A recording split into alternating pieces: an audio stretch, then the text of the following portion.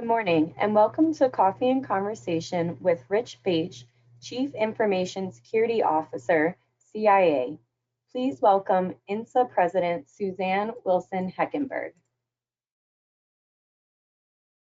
Well, good morning, Allie, and thank you for the introduction and welcome to today's program. We are pleased to host one of our community's top leaders. But before we begin, just a couple of quick housekeeping notes. If you have questions, and we know you will, I've already seen some rolling in this morning, please submit them through the Q&A box on the right side of your screen. You're welcome to include both your name and organization, but that is purely optional. Initially, I was going to say we have 400 registrants this morning, but I was just notified we have 450 for today's program. So I will do my best to get to all of your questions. And if we have any students in the virtual audience, I would love to see your questions as well. We are pleased to welcome members of the press to the call today. So this is a reminder that the program is on the record and being recorded and will be available for viewing on our website in the next couple of days. Now, it is my distinct pleasure to welcome Greg Landrum. Greg is the Principal Defense Security and Justice Practice Lead at Deloitte Consulting, and he will introduce our speaker this morning. Greg, I'll turn it over to you. Thanks, Suzanne, and good morning. Deloitte is a long-standing member of INSA, and we deeply value the work they do to advance collaborative solutions to our community's most pressing challenges. And with over 800 teammates impacting signature issues across the community, Deloitte is a proud partner supporting the best clients and the most important missions around the world. Today, I'm pleased to be able to introduce Rich Baich.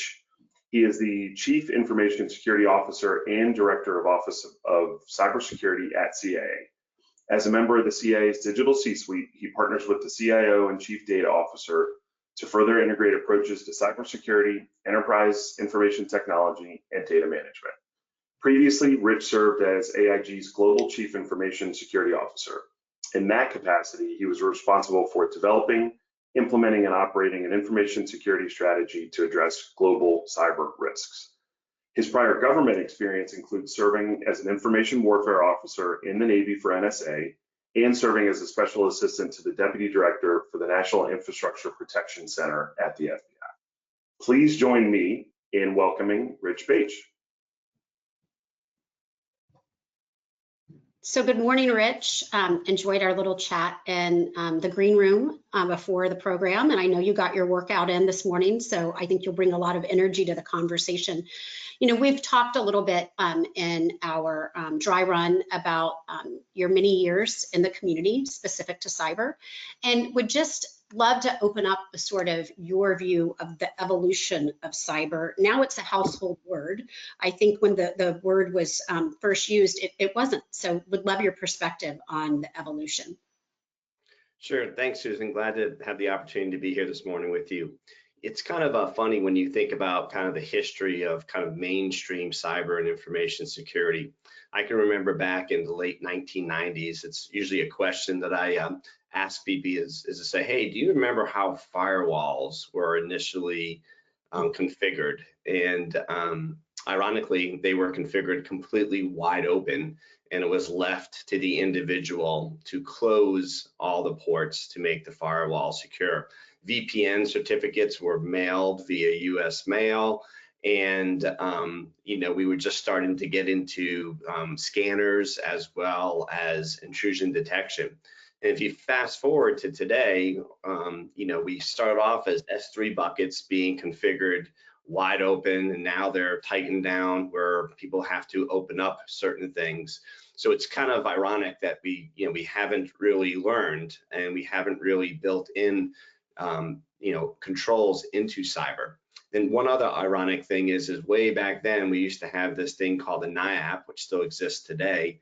But in general, any software that was going to be utilized in DoD had to go through some testing to make sure there was secure code. And here we are today dealing with supply chain issues and issues with regard to secure code. So it's kind of ironic when you think back and see the challenges we had in the late 90s, early 2000s are sometimes the same ones we're facing today. So in some aspects, we've come a long way, and in others, we have not come as far as we've thought, I would imagine. So you, thank you for your service, your time in the Navy, and you have worked in government, and then private sector, financial sector, consulting world, and then now you're back in government. And we talk a lot about INSA, how important it is for people to go back and forth, and we don't see that enough in the community. Can you talk a little bit about your perspectives on your time in government and industry, and how you think that helps you in your leadership role there at CIA? Sure. So first off, I've been lucky and very honored to have had the opportunity to work and serve in the cybersecurity profession for more than 25 years in the private and public sector. During that time, I've been able to work cybersecurity issues at the national security level, as a vendor when I was at McAfee, as a consultant when I was at Deloitte, and as a C-level operating executive at ChoicePoint and Wells Fargo and AIG. But I've also had the opportunity to be an advisor and a board member for various cybersecurity startup companies. As a result, I believe these experiences have allowed me to look at the risks associated with cyber threats through a unique window that is filled with various experiences, to include listening to customers, delivering solutions, innovating, and ultimately building organizations that feel a sense of accountability to keep their organizations safe while delivering high quality results. If I take these life lessons and I apply them to the unique culture of the agency, I think it's enabled me to quickly align my 25 plus years of cyber experience with the talented officers at the agency to help contribute to mission success. That's very encouraging. And we host at INSA a speed mentoring event every fall. And don't be surprised if you get an invitation to be a mentor, because I really think the example that you've set, especially for folks who are looking to enter the community, who aren't always sure, do they go the private sector path or do they go the public sector path? And it doesn't always have to be just one. And you pave the way for that. So wanting to learn, especially with your industry and public sector experience, maybe what some of your top priorities and goals are, and how industry can help support your team there at CIA. So I kind of try to keep things very simple. And when I look at what I'm trying to do at the agency, I basically follow a motto. It's know it, get it, and use it. We need to know what information that we need to get. We need to be able to get this information in the appropriate speed cycle. And most importantly, we need to be able to get the information to the right decision makers so that they can easily understand in an easily understandable format, so that they can make the most informed decisions based on the understanding of the risk. Now, ironically, this is very ironic, when you think about the mission of the CIA, it aligns perfectly to know it, get it, and use it. The industry can help the Office of Cybersecurity achieve these goals by further partnering with the agency. Technology vendors should take great pride in how the agency utilizes their technology and push the agency to be super users, when we're not already there, of their products, to ensure that we're getting the greatest value and capabilities out of the technology. In addition, where applicable, right, further align these systems integration on various technologies to ensure we have appropriate visibility and correlation that is available via telemetry with the various technology installments that we have. Help us ensure that we're using the existing products to the highest level of maturation where we're not. Obviously, in some areas, we are super users. In some areas, we would encourage the vendors to help us become even more proficient with the various different technologies that we deploy. Great, I like that. Know it, get it, use it. So along that vein, are there any practices, procedures that you have utilized in the private sector or advice from the private sector, your role there in government now? Yeah, this won't surprise anybody, I don't think. So speed of execution and greater agility. The government resource management, contracting, and budget cycles really do hamper the items that I just highlighted above. I do want to stress that that they hamper them. They don't eliminate the practices, they just hamper them. Cybersecurity in general is a change agent in any organization. And to effectively be able to drive, right, organizations need to be able to procure resource quickly, implement changes in minutes and hours, and drive innovation. And unfortunately, the government kind of resource management contracting ecosystem isn't very friendly to speed of execution and agility. So do you have any ideas about how we can incentivize big tech companies to expand their cooperation with their peers within government? Well, I guess when you say incentivize, what would you be thinking about if you say incentivize? So, you know, as you mentioned, the acquisition process can be somewhat arduous, you know, with the timeline that it takes to get something adopted by the government. Are there any ways that the private sector can better work with CIA in getting the tech utilized in a more expedient manner? You know, I think from when you think about kind of incentivizing, the challenge there is, you know, what are we trying to achieve? And you know, I think the most important thing is that we focus on making sure that the technology meets the requirements. So when it comes to incentives, I've always felt like if you provide the organizations that you're trying to drive to a certain behavior, you know, basically it could be tax reliefs, it could be different types of incentives. I'll give you one example. So one thing that the government could think about is around the small to medium business, right? America is built on the small to medium business. So when you think about incentives, one of the things that we can do is small, medium businesses obviously do tremendous amounts of business with the government.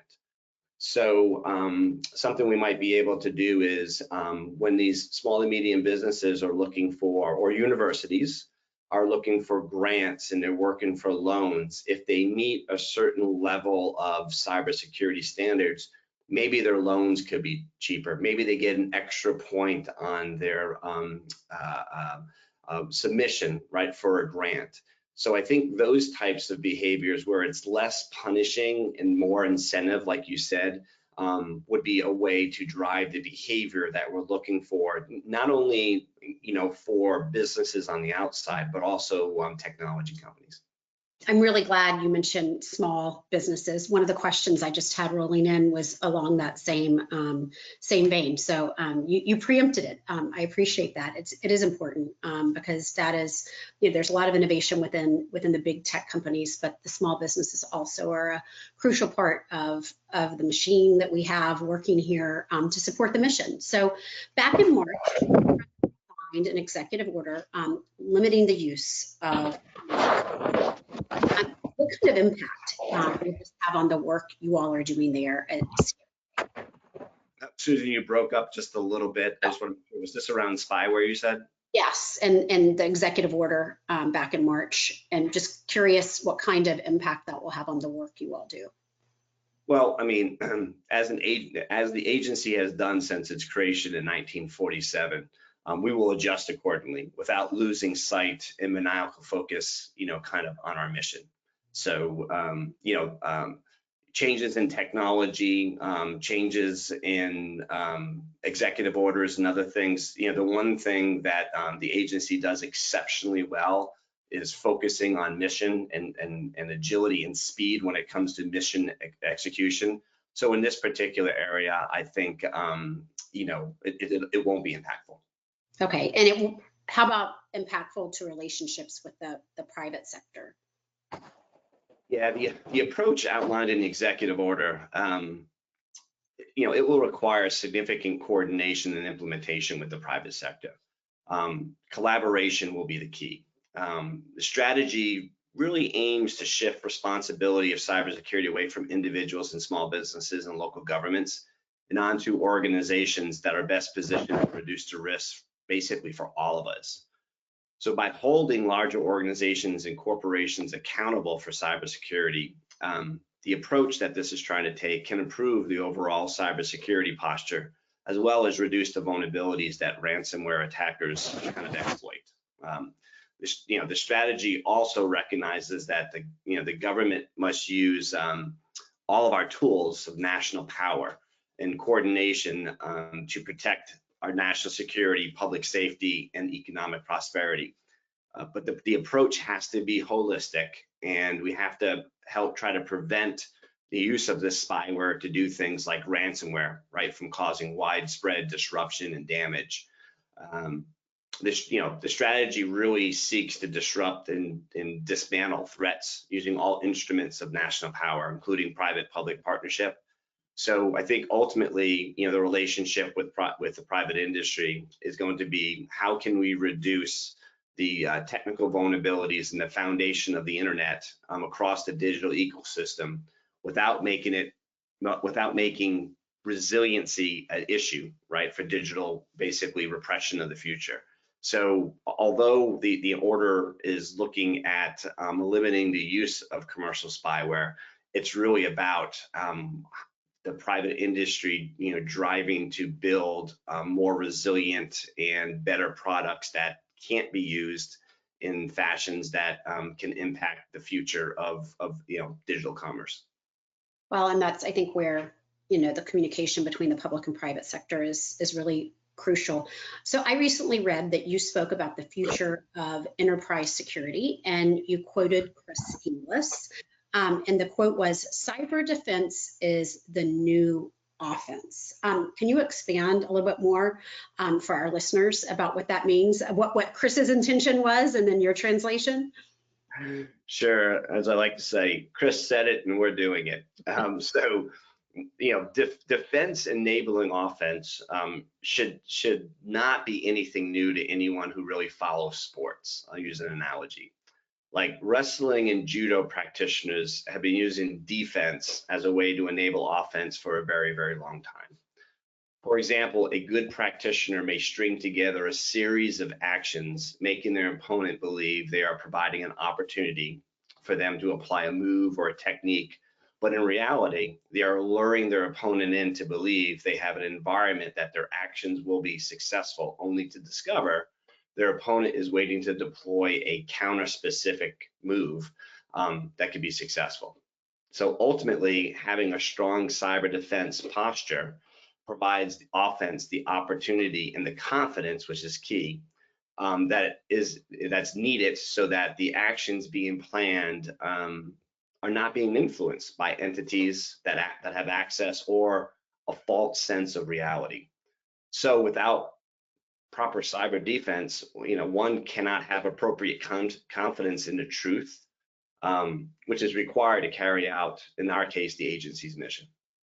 Yeah, I think that the sports analogy is very appropriate in this scenario. So this question might be a little bit hard for you to get into the weeds on, but I'm going to ask it anyway.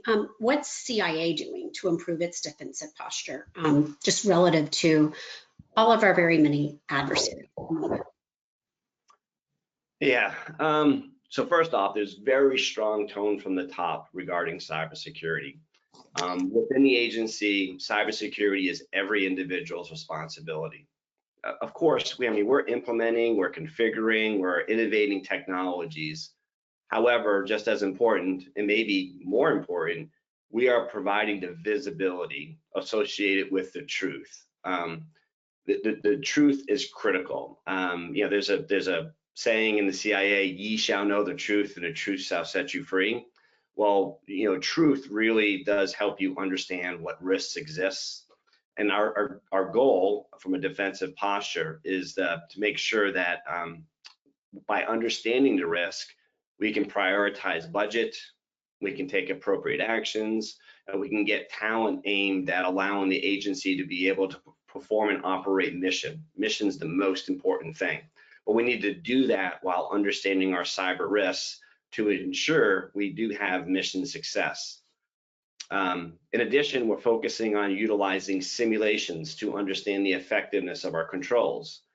Even with all the preparation and simulation, bad actors have the advantage because they get to study, watch, learn, and more importantly, kind of do the unthinkable. And we as defenders need to be ready. So an example. So in World War II, Japan's actions in the war had been reenacted in the game rooms of the Naval War College by many different groups. And nothing happened during the war that was a surprise, except one thing: the kamikaze, right? So each day, cyber defenders, we need to prepare for and look for and simulate for and create analytics that allow us to think of the unthinkable, the kamikaze, and design, implement, monitor existing controls that can mitigate these unthinkable tactics. Yeah, I think that's a good example. History often repeats itself. It just might present in a different way. So I have a question. One of the national cybersecurity strategy's key principles pertaining to the responsibility for cybersecurity needs is regarding recent ransomware attacks that have targeted subjects who lack resources, awareness, the means. How should the government and the intelligence community work together to help mitigate these attacks? So first and foremost, I think we need to continue, the work across CISA, and NSA and the FBI to put out basic leading practices and alerts and advisories are essential. They're important, and if organizations can continue to do basic cyber security well, they're going to drive up the cost that's required for an adversary to be successful. But in addition to that, the government, needs to continue to take, the same actions to diminish, the ransomware effects. There are teams across, multiple government agencies responding to the ransomware threat and anticipating more and more ransomware actions that get deterred and brought to justice in the future. So coordination across government, providing industry those leading practices, and again, industry recognizing that they just need to do the basics well and then build upon advanced capabilities once the basics are meeting a certain threshold, because the adversaries will always go for the basic exploitations rather than the advanced. So I'm really glad you talked about CISA and FBI, because we've talked about partnerships with industry, but you mentioned coordination across government. And I think that is part of one of the major principles of mission success. So thank you for mentioning that. So I have a ton of questions rolling in. So I'm going to move from my questions to some of our virtual attendees.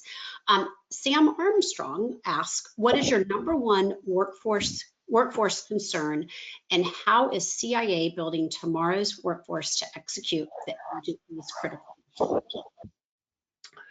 Yeah, so first off, workforce is critical.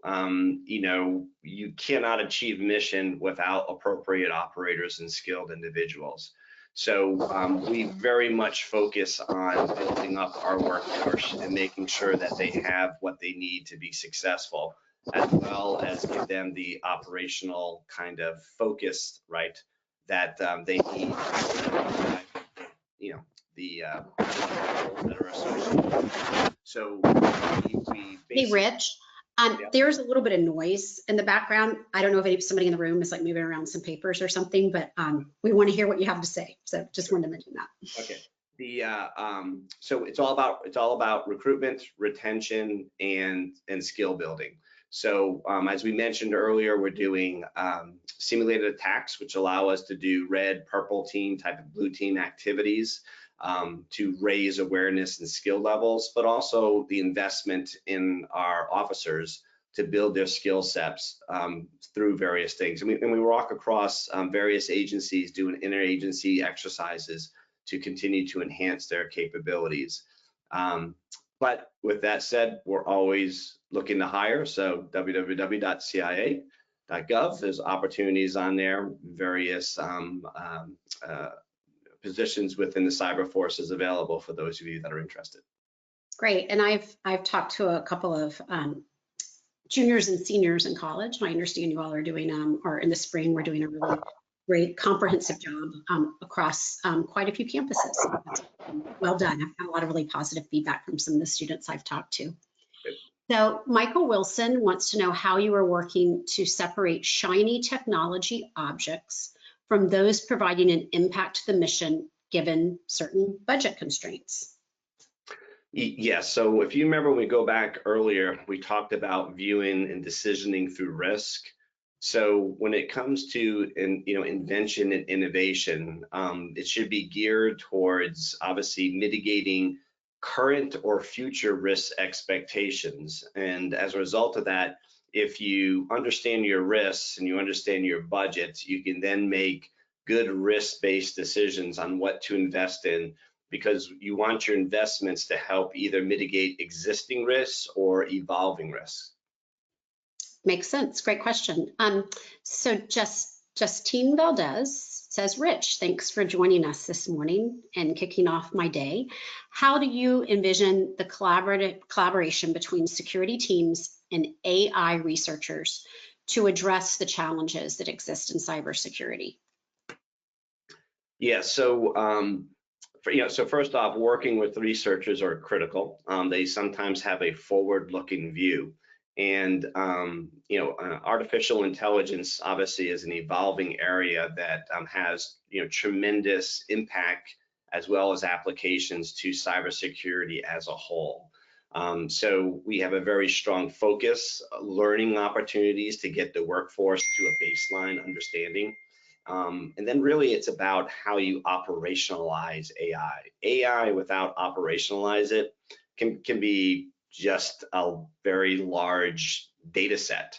So it's about having the ability to operationalize and use AI, at least in the cyber defender world, to potentially open up opportunities that may have been manual in the past, provide greater speed and execution, and obviously the opportunity to do more predictive analysis. So Vivian Wilson, and thanks for this question, Vivian, because no conversation is complete if we don't talk a little bit about open source. But what is CIA's position on the use of open source software by its vendors? And secondary to that, does CIA let its industry partners use open source software and the solutions they develop for you? Well, I mean, listen, the agency is always going to be geared towards mission, and policy is a very unique term when people utilize it. So I think the best way to answer that is the agency is going to use whatever is available with the appropriate cautions and safety associated with it to help us achieve our mission. So irregardless whether you're open source or your particular technologies, we do our diligence, but ultimately the mission drives our decisioning. That's a good answer. So Jeremy Miller, no, here's a geopolitical based focus question. So outside of China, Russia, Iran, and North Korea, what other countries do you see as a concern for state-sponsored cyber attacks? Well, I mean, we have to be realistic. In the world that we live in today and the dependency of the digital domain, we have to have the assumption that any advancing country is going to build up cyber capabilities, because their economy as well as their safety will depend on their ability to operate and have basically the internet up and running. So I think really any country today is going to probably be doing some type of investment in some type of cyber force. Now, some countries obviously investing in that more than others, but no different than any military force that any country has. And then, to protect their own country, very much like CISA, they're all going to have bureaus that do the same type of thing to protect. And we see a lot of countries obviously doing very similar to what we're doing with regard to educating their critical infrastructure and their citizens because they've realized the importance of having kind of cybersecurity disciplines and practices down to the lowest level, the individual level of their citizens. Then pull that and talk a little bit about TikTok, but I won't take us there today. So Munish Puri asks, what is one value or tactic or approach that you'd like to adopt from industry or the private sector relative to your work in cybersecurity? Well, we kind of talked about this before. This was speed of education, Right. speed of execution, and agility. So I would say that it's a little bit different. I would say some of the practices that we have at the agency would love to be able to put those into play in the commercial sector. Great. So Chad Duffield, and we did cover this, Chad, briefly, but you're digging a little deeper into it, wanting to know how CIA is managing the issue of overclassification. Well, I mean, the whole idea of overclassification is always going to be a topic of concern. The reason why you classify things is always to protect the source, right? Because of the importance of the source. So when there is overclassification, sometimes that's done just because of maybe not understanding the orientation of the source or the potential risk associated with the source.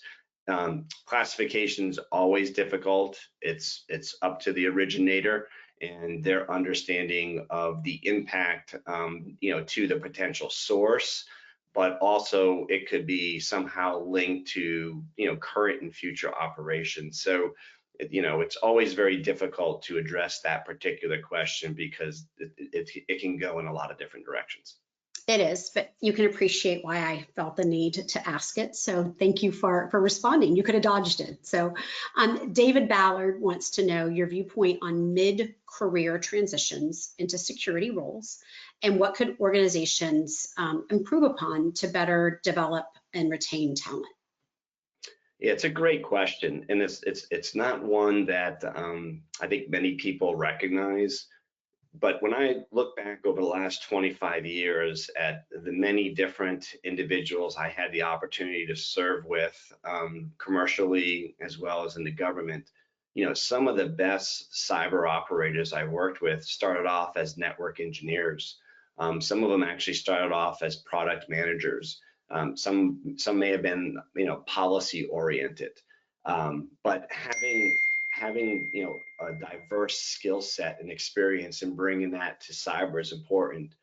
Cyber primarily is a way of thinking about things. It's really about risk management.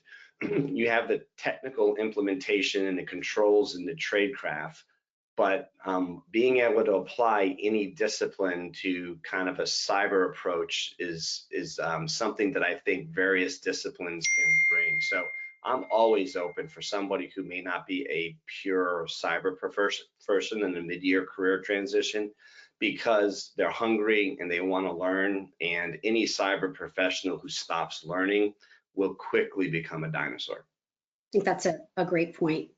So this might be a question that you cannot fully answer, but I will ask it tactfully.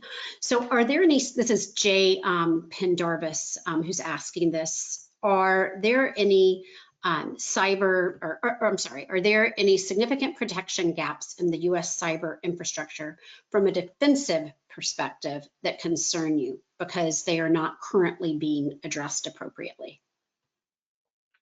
Well, I think ultimately, if you look at all the leading practices that have been published, and then you look at organizations that have fallen victim to something, I think you can answer that question yourself as it relates to it.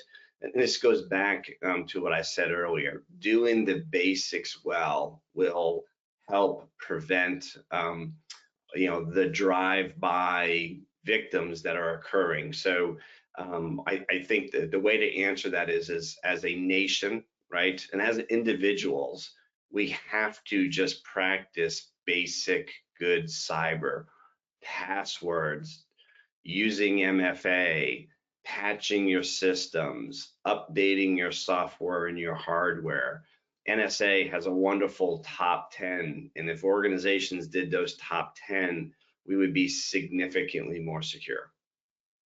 Great answer. And NSA has that. And then CISA has done a really, really great job on public awareness. Not only, as you mentioned, the nation, but us as individuals. It really is our responsibility to ensure that. So Anna Magda asks, can you tell us about how CIA is using cloud computing to improve the security of its data, at the same time allowing others in the IC to access and discover data? Sure. Well, obviously the word cloud can come with many different forms of the cloud, but I think it just demonstrates how the agency continues to look at and adopt emerging technologies, well before the commercial sector does, as we've been in the cloud environment for quite some time. And most recently, there has been a big award in the government for various cloud vendors. And, it's about making sure the cloud environments are built appropriately. You have appropriate access control. You can provide high levels of assurance of configurations and the use of it. And again, it's really no different than traditional information and cybersecurity. You just recognize that you have this new cloud environment, which traditionally most people think about as an infrastructure. Right.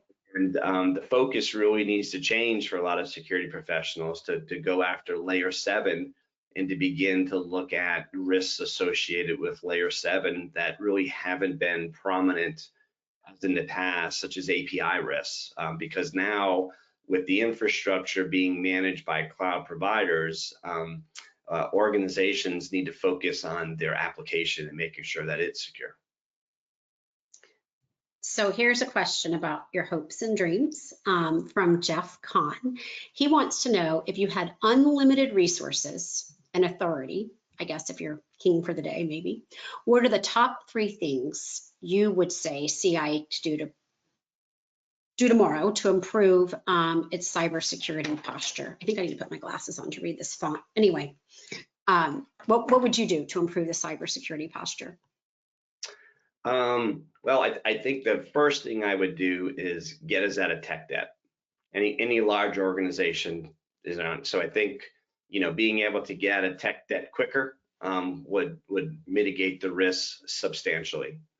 The second thing I would do is support and encourage, which I know large government is looking at as far as paying cybersecurity professionals in the government at a different level and giving them opportunities to be competitive with the commercial sector.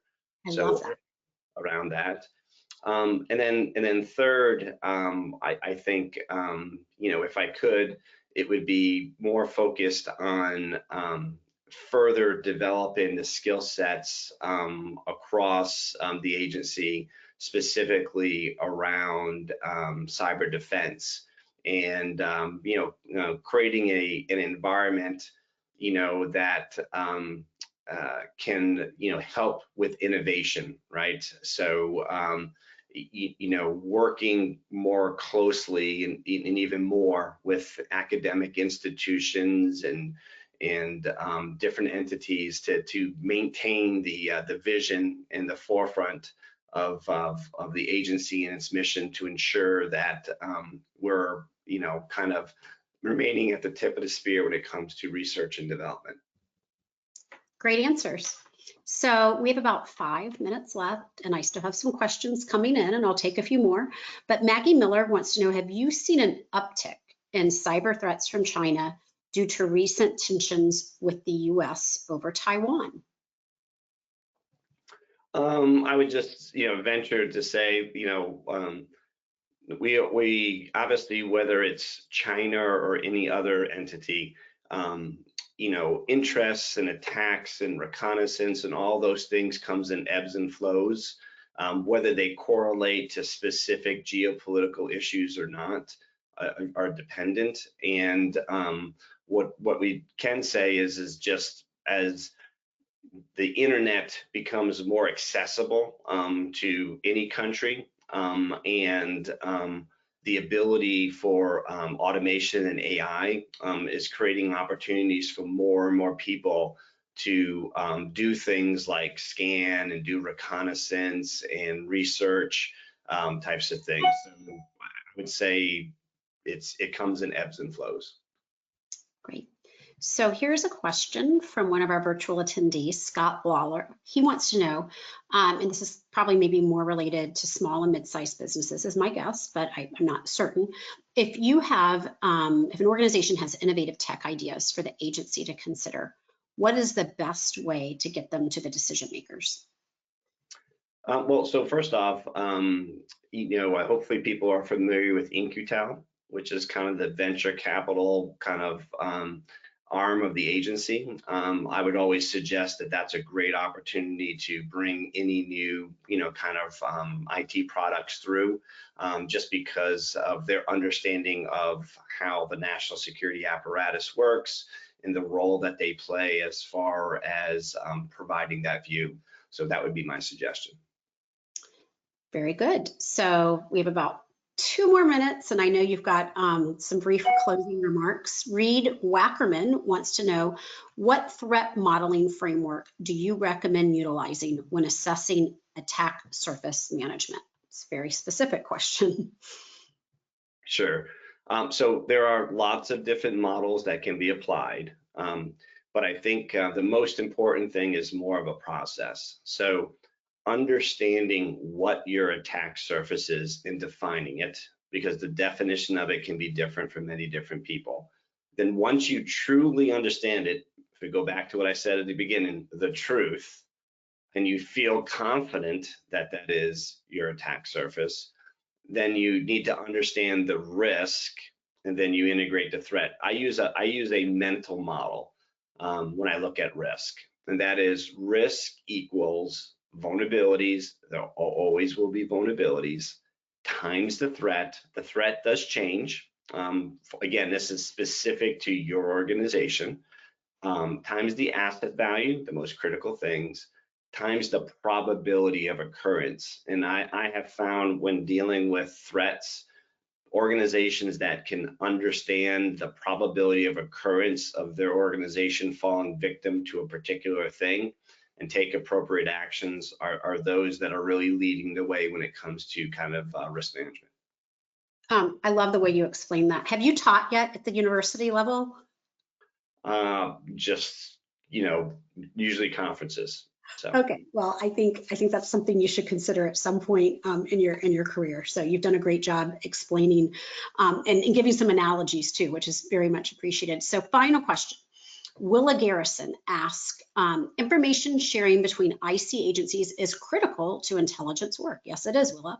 What is CI doing to make its data more discoverable to other organizations? And I know we talked a little bit about CISA and FBI, but anything you want to elaborate on beyond that would be greatly appreciated.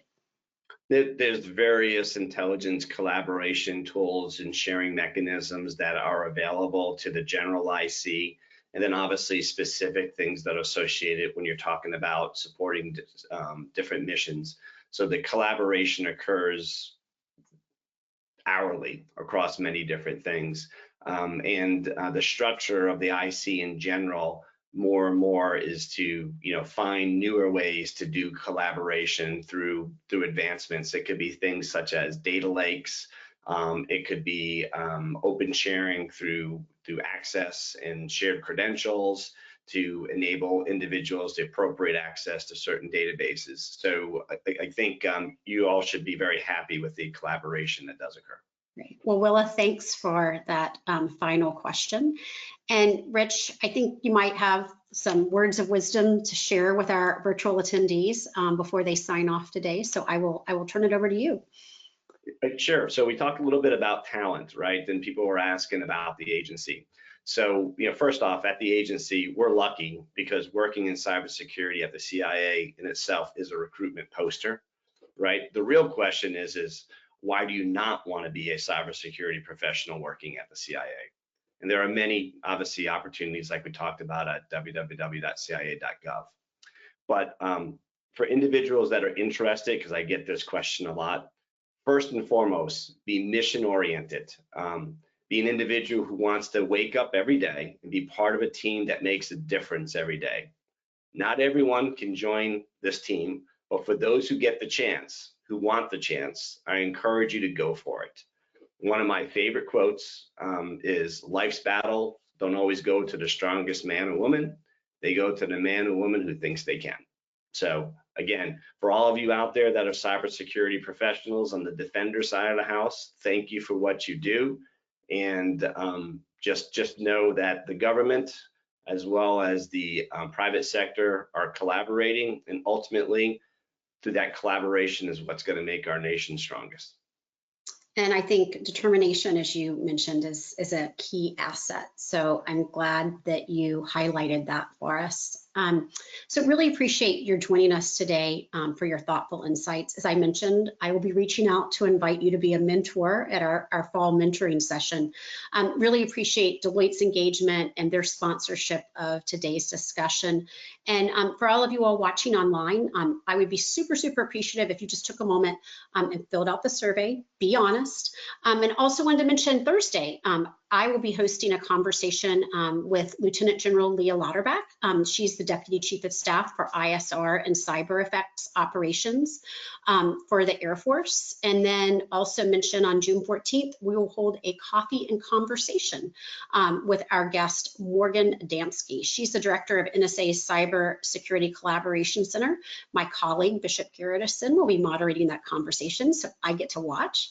And then on June 20th, we will hold our Charlie Allen's 65th year of extraordinary service breakfast celebration. So please check that out on our website. And I hope everyone has a safe and enjoyable Tuesday. And again, Rich, really, really do appreciate your taking time out of your busy morning to join us. Everyone have a great day. Thanks again.